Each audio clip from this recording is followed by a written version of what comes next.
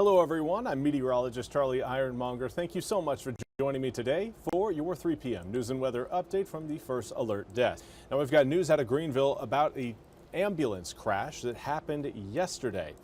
Greenville police have released more information. Ambulance driver Andrew Tribula was charged with unsafe movement after his Greenville Fire and Rescue ambulance collided with an SUV at the intersection of Arlington Boulevard and Stantonsburg Road around 4:30 p.m. yesterday afternoon.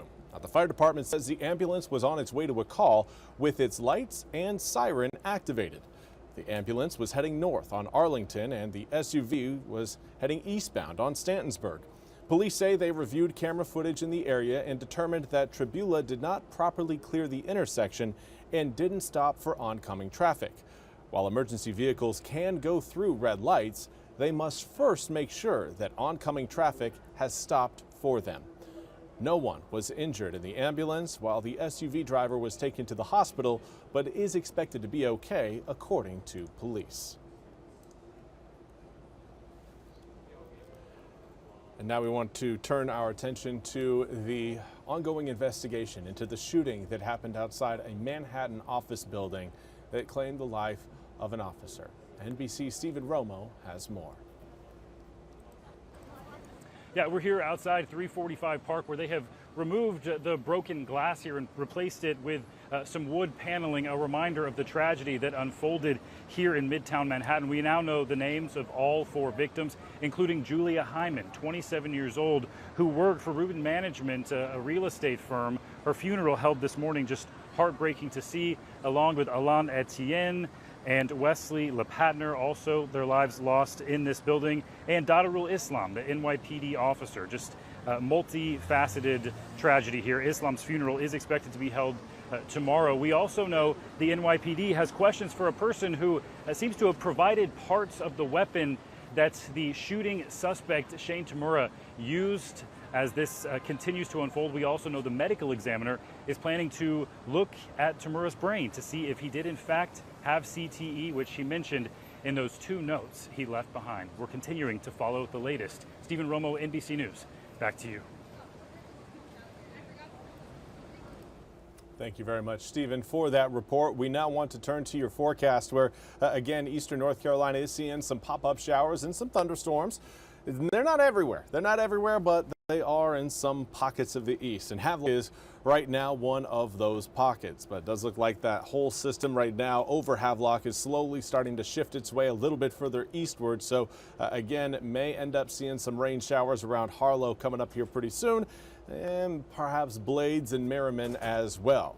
Let's zoom our picture a little bit further to the north. Right now we've got our eyes on, again, a developing shower right now just to the north of Washington that is slowly inching its way a little bit further south. So if you are watching from the north side of Little Washington, do understand, again, you've got a little small shower right now that is starting to develop potentially into something bigger. Right now, still minimal. Nothing to worry about right now, just your standard run-of-the-mill rain shower. But a little bit further south across Pender County, a little bit more than just your run-of-the-mill rain shower. We've got some thunderstorm activity stretching from really southern Sampson County all the way down towards Wilmington, and a lot of these cells, these downpours, do feature quite a bit of lightning. So there is certainly that danger where we are looking at frequent lightning and likely strong wind gusts around those thunderstorms. That's usually a sign. If we've got a lot of lightning, there's a lot of turbulence within that storm, and there will be a lot of wind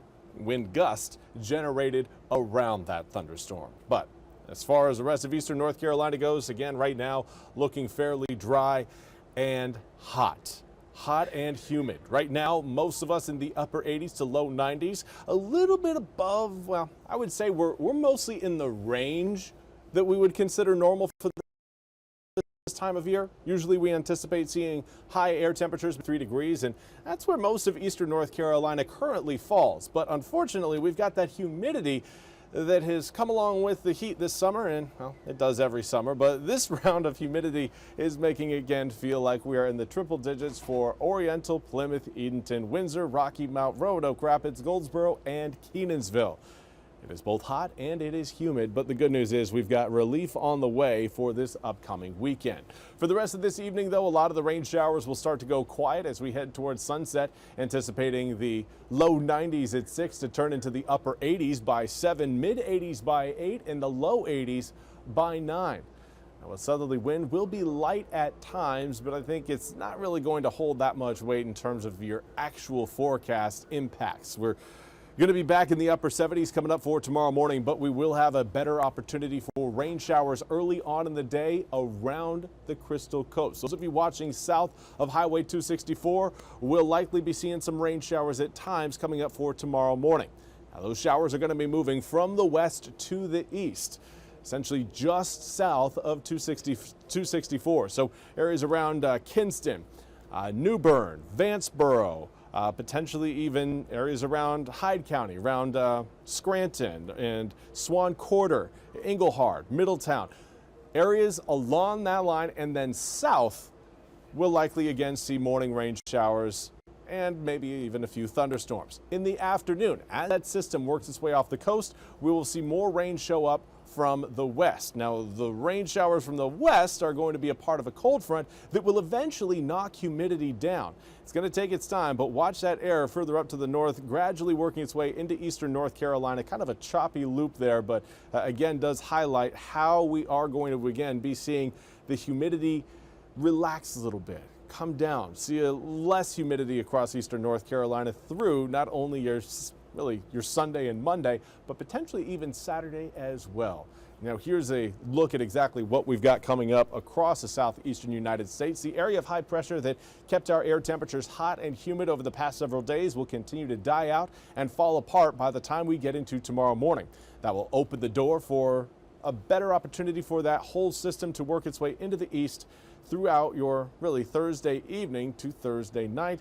And then it will linger across the east as we head through Friday. Here's Friday morning, and again, most of eastern North Carolina will be north of the front, but we again are going to be kind of riding right along that frontal line, which means we won't see any sort of big changes with your forecast, at least the air around us, until that entire front moves away from eastern North Carolina. We're going to be essentially in the transition zone throughout the day on Friday, and because we're in that zone, we're not going to be seeing air temperatures drop too quickly. Overnight lows Thursday night into Friday, 77 degrees. That drops to 70 degrees Friday night into Saturday, and then 66 degrees Saturday night into Sunday.